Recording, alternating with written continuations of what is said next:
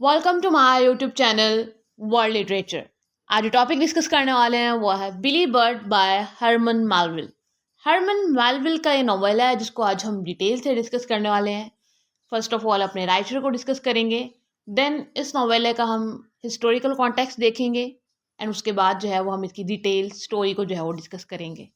First of all अपने writer को जो है वो डिस्कस कर लेते हैं। हरमन मेलविल की बर्थ हुई थी अगस्त 1, 1819 में एंड उनकी डेथ हुई थी September 28, 1891 में।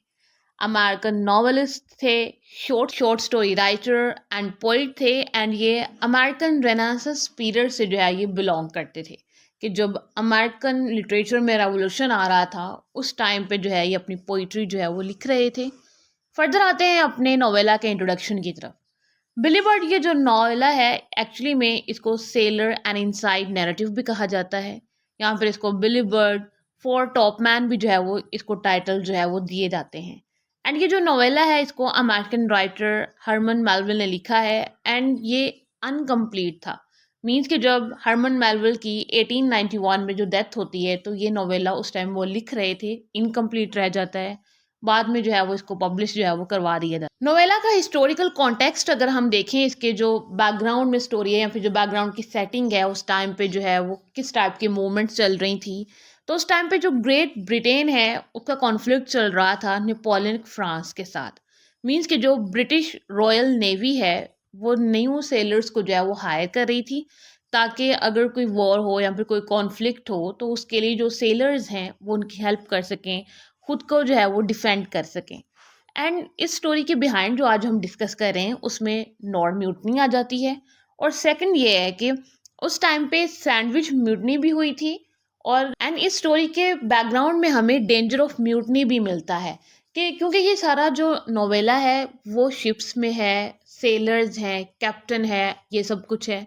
तो उस टाइम पे ये चीज़ बड़ी कॉमन थी कि जो सभी सेलर्स हैं इनके शिपमैन मिलकर जो है ना वो कैप्टन के अगेंस्ट जो है ना वो म्यूटनी कर देते थे, उसके अगेंस्ट प्रोटेस्ट करते थे, उसे कैप्टन मानने से इनकार कर देते थे। तो इस चीज़ को जो है ना वो बहुत ज़्यादा हाईलाइट किया गया है, इस नोवेला में दिखाया गया है कि किस तरह से जो प्रोटेस्ट करना है, म्यूटनी है, वो क्राइम समझा जाता था और उसकी जो है वो स्ट्रिक्ट पनिशमेंट होती थी उस टाइम पे 18th सेंचुरी जब जो है वो ख़त्म हो रही थी। हालांकि अगर हम सेटिंग की बात करें तो वो 18th सेंचुरी की लास्ट डिकेड है एंड इसमें मोस्टली हमें शिप्स नज़र आएंगे एंड पूरा जो नोवेला है वो एक शिप पे जो है ना वो गुजर जाता है और ये कहानी जो है वो एक सेलर की है। तो अब इस कहानी को जो है वो हम शुरू करते हैं, मिलते हैं इस कहानी के एंड पे। कहानी जो है वो इस तरह से स्टार्ट होती है कि जो ब्रिटिश नेवल वॉरशिप है HMS बैलीपोटेंट वो अब न्यू सेलर्स को जो है वो हायर कर रही होती है और इसी के लिए इनको जो है ना वो एक सेलर मिलता है जिसका नेम होता है बिली बर्ड। अब जो बिली बर्ड है वो ऑलरेडी राइट्स ऑफ मैन जो मर्चेंट शिप है उस पर काम कर रहा था। अब इसको जो है वो उस शिप से हटाकर बैली पोटेंट जो शिप है उस पर जो है ना न्यू हायरिंग मिलती है और ये वहाँ पे जो है ना वो अपनी न्यू जॉब जो है ये स्टार्ट करता है। राइट्स ऑफ मैन शिप में जो बिली का कैप्टन था ग्रेवलिंग वो बहुत रिलक्टेंट होता है, मीन्स के वो नहीं चाहता है कि बिली जो है इसके शिप को जो है वो छोड़कर जाए और किसी दूसरे शिप पे जाके है जो जॉब स्टार्ट करे। लेकिन उसको जो है वो अपने सुपीरियर ऑफिसर्स की तरफ से जो है वो ऑर्डर्स मिलते हैं, इसलिए वो जो है वो बिली को जाने देता है। बिली जो है वो अपना सारा सामान जो है वो पैक करता है। उसको पैक करने के बाद अपने लेफ्टिनेंट रेडक्लिफ जो कि बैलीपोटेंट का कैप्टन है उसके पीछे पीछे जो है वो अपने न्यू शिप में जो है वो चला जाता है। बिली जब अब ये न्यू शिप पे आ जाता है जो कि बैलीपोटेंट है, अब इस शिप पे आता है तो सबसे उसकी अटैचमेंट बड़ी हो जाती है जो कि सारे सेलर्स होते हैं, जो वर्कर्स वहाँ पे शिप पे ऑलरेडी होते हैं। लेकिन वहाँ पे जो है वो स्ट्रिक्ट पनिशमेंट्स भी दी जाती हैं। बिली जो है ये इन सब चीज़ों को जो है वो नोटिस करता है, ऑब्जर्व करता है और वो कोशिश करता है कि अपने काम को जो है वो बेटर से बेटर करे और मुझे जो है ना वो कोई पनिशमेंट ना मिले, मुझे जो है वो किसी भी चीज़ के लिए जो है वो एक्यूज़ ना किया जाए। बिली जो है वो इसीलिए जो है ना वो डेंस्कर से एडवाइस लेने जाता है कि मैं किस तरह से हर किस्म की साजिश से, हर किस्म की पनिशमेंट से बचूं और इस शिप पे जो है ना वो अपना बहुत अच्छा वक्त गुजारूं। तो डेंस्कर जो है जो कि एक्सपीरियंस सेलर है वो इसे कहता है कि तुम क्लैगर्ड से बच के रहो। क्लैगर्ड जो है ये मास्टर एट आर्म्स का कैप्टन है और इसकी साजिशों से बच के रहना क्योंकि ये तुम्हें जो है वो बिल्कुल नहीं पसंद करता है। बिली जो है वो डेंस्कर का ओपिनियन सुनता है, लेकिन उसको लगता है कि क्लैगर्ट जो है वो इस टाइप का कैप्टन नहीं है, वो तो बड़ा हम्बल है और मुझसे जो है वो बहुत पोलाइटली बात करता है और मुझसे जो है वो उसके बहुत अच्छे रिलेशंस भी हैं। लेकिन डेंस्कर जो है वो इसको ऑलरेडी जो है वो वार्न कर चुका होता है, बट बिली जो है वो इन सब चीज़ों को इग्नोर करता है और अपनी सिचुएशन को जो है वो हैंडल करने की जो है वो कोशिश करता है।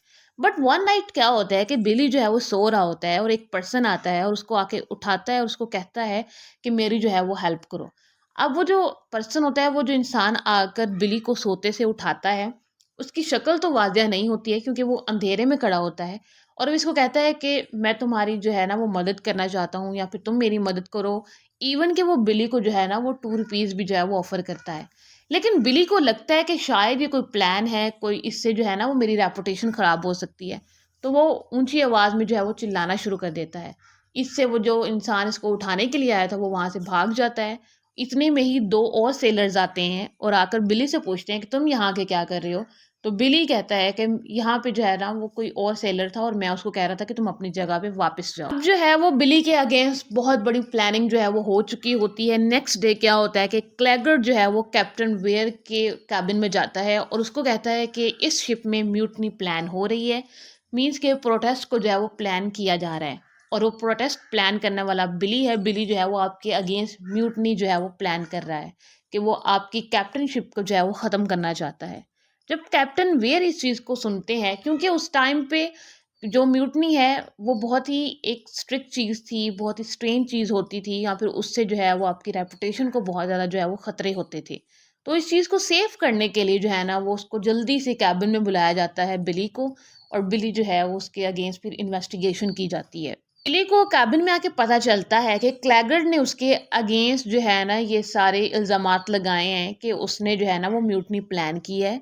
तो जो बिली है उसकी एक आदत थी, वो जब भी नर्वस होता था वो स्टटर करना स्टार्ट कर देता है। मीन्स कि वो हकलाना स्टार्ट कर देता है, उससे जो है ना वो प्रॉपरली बात नहीं होती थी। तो इस वजह से वो अपने लिए जस्टिफिकेशन भी जो है वो नहीं दे सका था। तो वो क्लैगर्ट की तरफ देखता है कि ये कितना ज़्यादा जो है ना वो ऑकवर्ड मैन है कि इसने जो है वो मेरे खिलाफ कितनी बड़ी जो है ना वो प्लानिंग की हुई है। बिली जो है वो बहुत ट्राई करता है अपनी जो है ना वो जस्टिफिकेशन देने की, लेकिन उसको गुस्सा आता है बिली को और वो क्लैगर्ट के हेड पे जो है ना वो कुछ मारता है, जिससे क्लैगर्ट की जो है ना वो डेथ हो जाती है। वहाँ पे सर्जन भी खड़े होते हैं उस कैबिन में और जब सर्जन आके चेक करते हैं तो वो क्लैगर्ट की जो है डेथ हो चुकी होती है। कैप्टन वेयर जो है वो इस चीज़ को नोटिस करते हैं एंड उसके बाद जो है वो ज्यूरी अरेंज की जाती है। मीन्स के कैबिन में ही इस चीज़ को जो है ना वो सॉर्ट आउट करने की सारी प्लानिंग की जाती है। केस चलता है एंड बिली के अगेंस्ट इन्वेस्टिगेशन की जाती है, उसके बिहेवियर के अगेंस्ट इन्वेस्टिगेशन की जाती है एंड क्लैगर्ट का जो उसने मर्डर किया है उसका लेसन देने के लिए जो है ना इसके अगेंस्ट जो है वो ट्रायल किया जाता है। बहुत सारी डिस्कशन के बाद ज्यूरी ये चीज़ डिसाइड करती है कि बिली बर्ड ने जो है ना वो एक इंसान का जो है वो मर्डर किया है एंड बिली बर्ड को जो है वो पनिशमेंट मिलनी चाहिए ताकि सब शिप के जितने भी लोग हैं, जितने भी वर्कर्स हैं, उनको लेसन मिले। और next morning and jury decide करती है कि बिली बर्ड को जो है ना वो हैंग कर देना चाहिए। नेक्स्ट डे क्या होता है कि बिली जो है वो अपने फाइनल आवर्स को चेन में स्पेंड करता है और वहाँ पे जो शिप के चैपलेन हैं वो भी आते हैं जो कि उसको स्पिरिचुअलिटी का लेसन देते हैं। लेकिन बिली जो है वो ऑलरेडी बहुत ज़्यादा स्पिरिचुअल था, बहुत ज़्यादा जो है वो इनोसेंट था एंड प्योर ह्यूमन बीइंग था। इस मॉर्निंग जो है वो बिली को 4 AM के करीब जो है ना वो हैंग कर दिया जाता है एंड उसके जो लास्ट वर्ड थे वो यही थे बिली के जब उसको हैंग किया जाता है, गॉड ब्लेस कैप्टन वेयर, कि कैप्टन वेयर आपको जो है वो गॉड ब्लेस करे क्योंकि मेरी जस्टिफिकेशन सुने बगैर ही जो है वो मुझे पनिशमेंट सुना दी। देन जो है वो सब चीज़ें जो है वो नॉर्मल हो जाती हैं, वर्कर्स जो है वो अपना काम करना शुरू कर देते हैं। लेकिन एक चीज़ जो है वो इम्पॉर्टेंट है, बिली की जब बॉडी जो है वो हैंग कर रही होती है तो वो बहुत पीसफुल होती है, काल्म होती है। इसका मतलब यही है कि वो इनोसेंट था, उसका जो है वो कोई कसूर नहीं था और उसको जो है वो वैसे ही पनिशमेंट जो है वो दे दी गई थी। अब ये जो शिप है वो दोबारा वापस आ रहा होता है अपने रास्ते पे, तो जो बैलीपोटेंट शिप है फ्रेंच वॉरशिप में पड़ जाता है जिसमें एथी के साथ जो है ना वो इसकी वॉर होती है। कैप्टन वेयर की जो है वो डेथ हो जाती है और कैप्टन वेयर की जब डेथ होती है तो उनके लास्ट वर्ड्स होते हैं बिली बर्ड, बिली बर्ड। जो है वो सब लोग बिली को जो है वो इनोसेंट मानना शुरू कर देते हैं उसकी डेथ के बाद। उसके लिए जो है वो पोइम्स लिखना शुरू कर देते हैं, उसके लिए जो है वो डिफरेंट टाइप की डिवोशनल पोइम्स जो हैं वो लिखना शुरू कर देते हैं और उसको जो है वो बहुत ही प्योर मैन जो है ना मानना स्टार्ट कर देते हैं। एंड यहाँ पे जो नोवेला है वो एंड हो जाता है। इस नोवेला में एक कहानी थी जिसमें जो है वो एक सेलर है और वो एक इनोसेंट होता है, वो अपनी एक शिप की जॉब छोड़कर दूसरी शिप पे जाता है। एंड वहाँ पे जस्ट उसके हैंडसम होने की वजह से, उसके प्योर होने की वजह से, उसके बिहेवियर, उसके अंदर जो अट्रैक्शन है, उसकी बेस पे और एक जेलसी की बेस पर क्लैगर्ट ने उसके अगेंस्ट जो है वो प्लानिंग की।